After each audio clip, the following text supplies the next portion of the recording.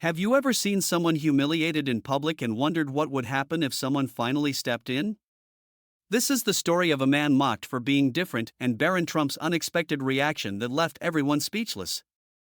The train was packed that morning, shoulder to shoulder, the kind of commute where no one wants to make eye contact. People were wrapped up in their own lives, staring at their phones, lost in the rhythm of their daily grind. Near the door stood a man, quiet and unassuming. His clothes were worn, his bag frayed, and his posture spoke of someone trying to be invisible. But invisibility didn't save him. It started with a single, biting comment from a sharply dressed man leaning against a pole. Guess some people stopped caring about how they look altogether. The words hung in the air just long enough to draw smirks and knowing glances. Then came the follow-up, louder this time, "Hey, buddy, carrying your life savings in that bag?" The laughter spread quickly, a few chuckles snowballing into open ridicule. The man didn't look up. He didn't defend himself. He simply tightened his grip on the bag and stared at the floor. Most people stayed quiet, pretending not to notice, their discomfort hidden behind blank expressions. It was the kind of silence that lets cruelty thrive. And then Barron Trump stood up. No one had noticed him until that moment. Tall and composed, he stepped forward without hesitation, his presence cutting through the noise. The laughter stopped almost instantly, replaced by an uneasy quiet. All eyes turned to him. He wasn't loud. He didn't raise his voice. But there was something in his tone, a calm, steady force that demanded attention. "Do you know him?" Barron's question sliced through the silence. He looked directly at the group who had been mocking the man. "Do you know anything about him at all?" No one answered. They just stared back, unsure of what to say. Barron's gaze didn't waver. "What does it say about us when we tear someone down just to feel bigger? Is this really who we are?" Then he turned to the man at the door and extended his hand. "Hi, I'm Barron. What's your name?" For the first time, the man looked up. His eyes carried a weight that words couldn't capture, but he managed to respond. "James." "James," Barron said, gripping his hand firmly, "you don't owe them anything. Don't let anyone here make you feel less than you are." The train slowed as it approached the next station, and Barron walked off with James. The laughter never returned. The passengers who had joined in now sat in awkward silence, left to confront the moment that had just unfolded. The station doors closed behind Barron and James, but the silence on the train lingered long after. Those who had been laughing now sat motionless, faces downcast, their expressions betraying their discomfort. No one dared to speak. It was as though the moment had placed a mirror in front of each passenger, forcing them to confront something they would rather avoid. Outside the train, the city buzzed on as usual. Barron walked beside James, their steps slow and deliberate, matching the weight of the conversation that followed. James, hesitant at first, spoke softly.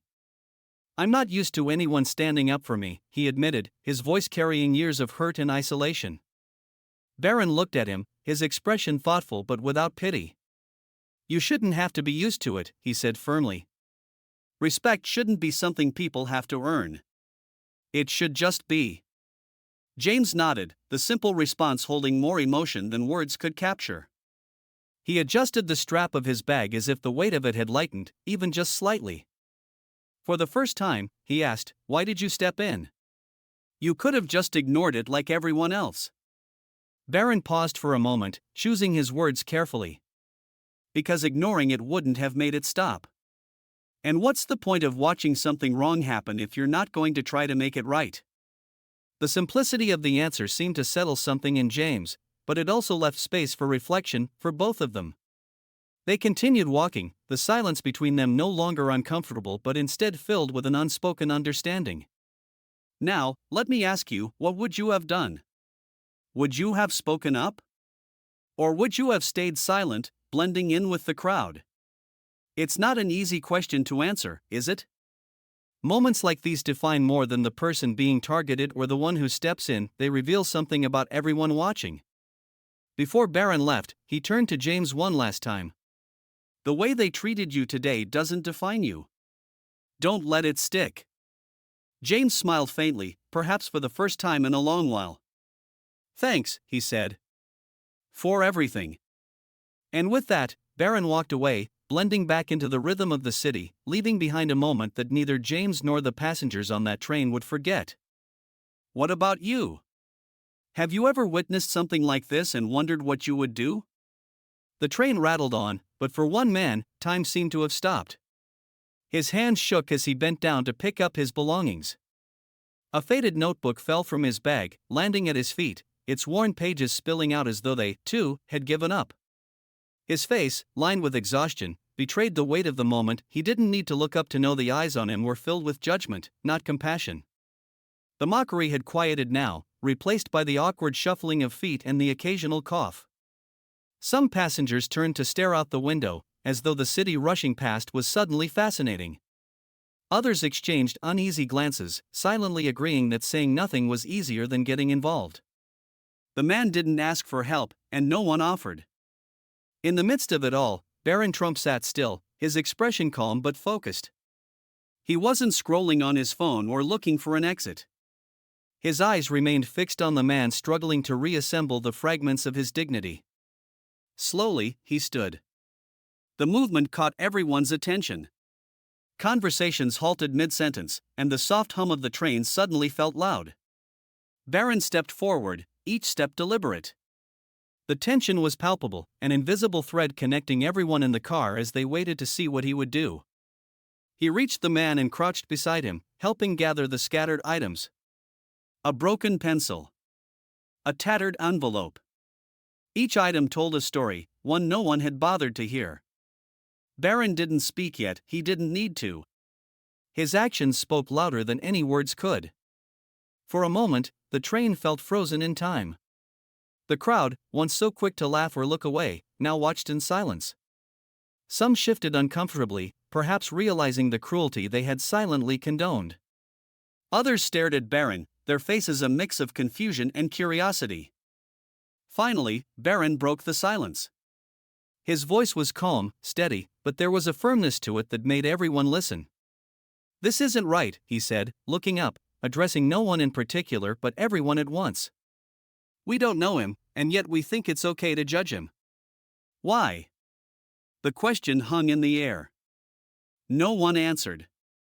Barron turned back to the man, handing him the last item, a small photograph, creased and smudged, but carefully placed back into the bag. "What's your name?" he asked. The man hesitated before responding. "David." "Well, David," Barron said, standing and offering his hand, "you don't have to do this alone. Let's get off at the next stop." David looked up, his expression a mixture of disbelief and gratitude. He took Barron's hand, and together, they stood. The train pulled into the station, and as the doors opened, Barron led David out. The passengers remained behind, the silence heavier than before. For some, it was a moment of shame, for others, a moment of reflection. But for everyone, it was a moment they wouldn't forget. Barron didn't hesitate. He crouched down, gathering the scattered belongings one by one. A notebook with its edges frayed, a photograph that seemed to hold a lifetime of memories, and a pencil worn down to its last inch. Each item was handled with care, as though they were more than just possessions. He placed them back in the man's bag and handed it over with a small, reassuring smile. The man, still visibly shaken, looked at Barron, his eyes filled with a mixture of gratitude and disbelief. Barron then straightened and turned toward the rest of the passengers. His expression was calm but resolute, his voice steady as he spoke.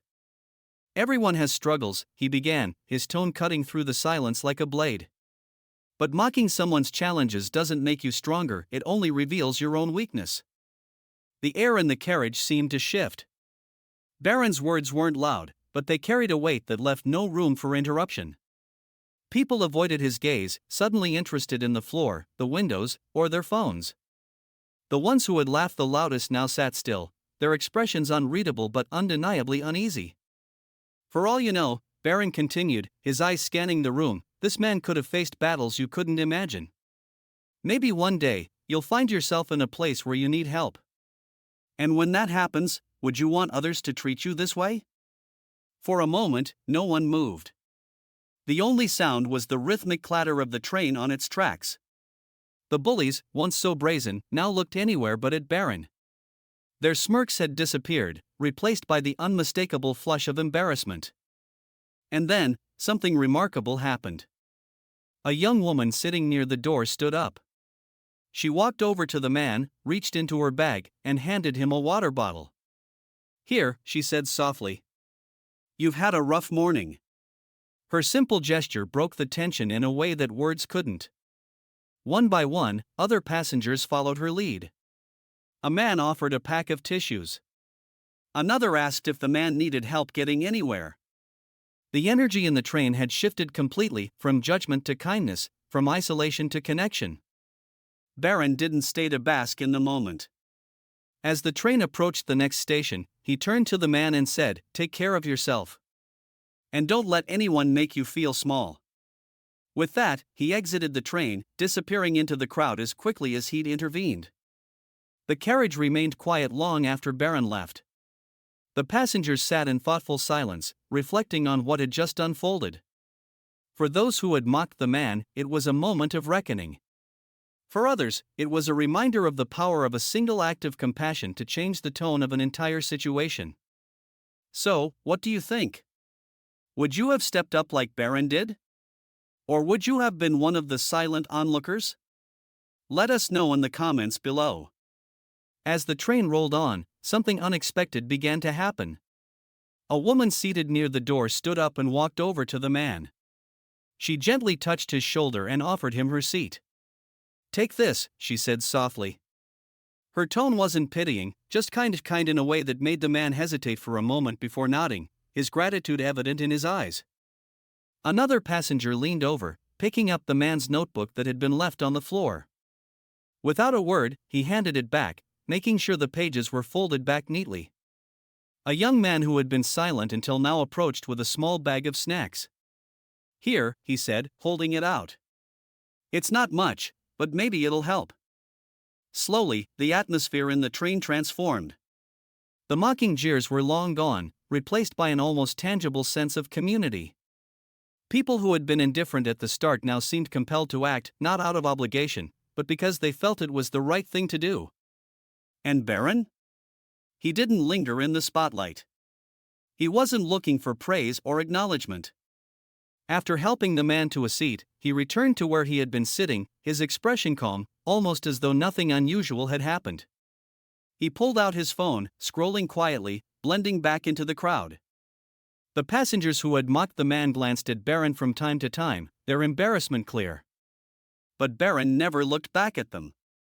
He didn't need to. His actions had already spoken louder than any words could.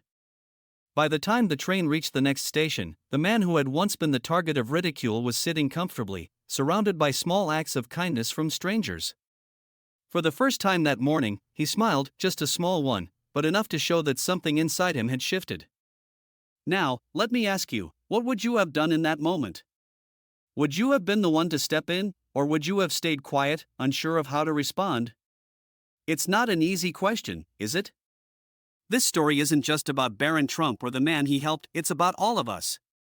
It's about the power of a single act of courage to inspire others.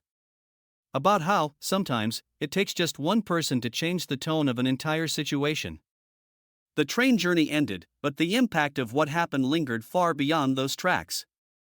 It wasn't just about one man standing up for another, it was about the ripple effect of courage and compassion. In a world where it's easier to stay silent, Barron Trump chose to act. His actions didn't just help one person, they transformed the atmosphere, reminding everyone present of the strength it takes to do the right thing, even when it's uncomfortable. Think about it, how often do we choose convenience over courage? How often do we look away, telling ourselves it's not our place or someone else will step in? Barron's quiet but resolute intervention was a reminder that standing up doesn't require fanfare or applause. It's about doing what's right, even when no one's watching or when everyone is. In that moment, he didn't deliver a lecture or try to change the world. He simply showed respect to a man who had been denied it. And that small act of kindness sparked a shift that rippled through the entire train car. It was a moment that reminded everyone watching, both on that train and now in this story, that the most meaningful changes start with simple, intentional choices. So, let me ask you, what would you have done in Barron's shoes? If you saw someone being treated unfairly, would you have the courage to step in? Or would you, like so many others, choose silence? And what about your own experiences? Have you ever been in a situation where someone needed help and you stepped forward? Or maybe you were the one who felt invisible, wishing someone would notice. Share your thoughts in the comments below. Your stories have the power to inspire others. If this story moved you, take a moment to like this video and subscribe to our channel. Together, we can share more stories that highlight the strength of kindness, the courage to stand up, and the small acts that make a big difference. Thank you for watching. We'll see you in the next story.